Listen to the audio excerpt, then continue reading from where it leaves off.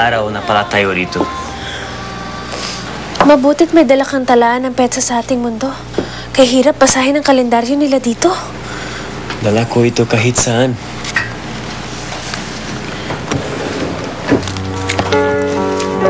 Anong petsa na nga sa atin noon?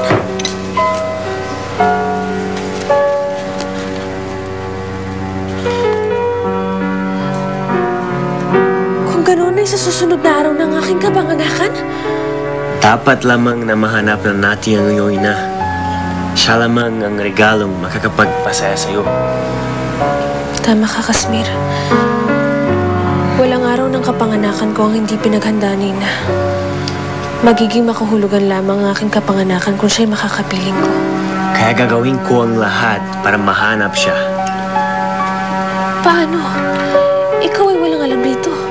Hanapin ko siya kahit saan lumigaya ka lang.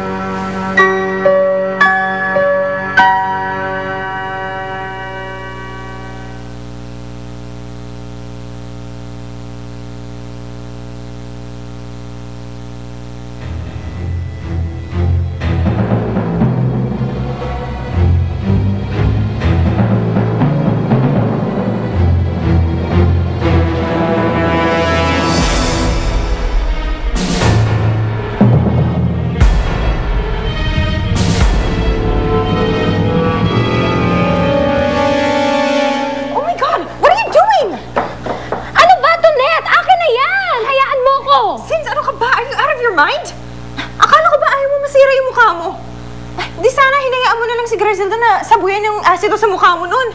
Ano ka ba? Tonette, I know what I'm doing. Akin na nga yan. Ano ba? Sis, ano ba?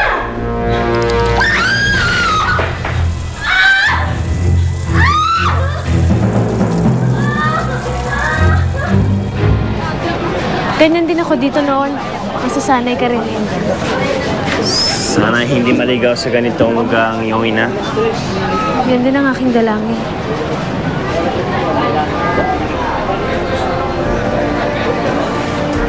Wala akong kumot na malalatag upang iyong lakaran mo. Hindi ko naman kailangan yun, Kasmir.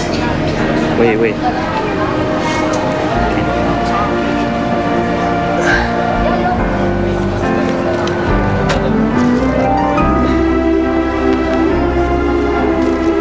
Talagang lahat ay kaya mong gawin para sa akin. Tungkulin kong gawin ito sa aking prinsesa. Sana'y mahanap na natin si Ina. Nais kitang ipakilala sa kanya.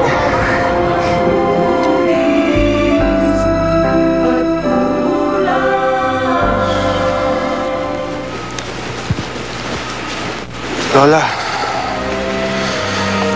Oh, akala ko isasama mo si Grasilda. Yun nga ho, Lola eh. Wala dun sa bahay. Kahit yung Kasmir na yun, wala. Ano? Magkasama sila? Malamang! Sabi ko na nga, wala talaga ako tiwala dun sa Kasmir na yun eh. Sigurado ko iniisahan lang ako nun eh.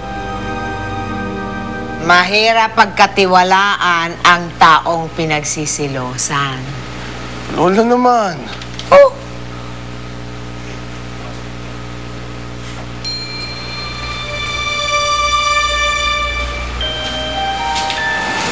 Pasensya na po sa disturbo. Eric, kasi may papakita lang kasi ako sa'yo eh. Lola, okay lang ho ba? Pasensya na.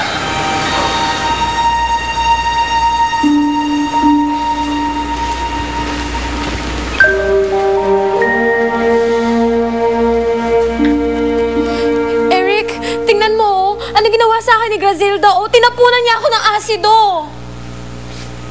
Hindi ano na naman ba yan, ha? Hindi ka naniniwala sa akin? Hindi malayo na si Grasilda sa'yo. Wala na rin siyang pakialam sa akin ngayon, kaya imposible na susugurin ka pa rin niya, okay? Tsaka wala na tayong relasyon, di ba? Kaya sana, dumustansya ka muna sa akin.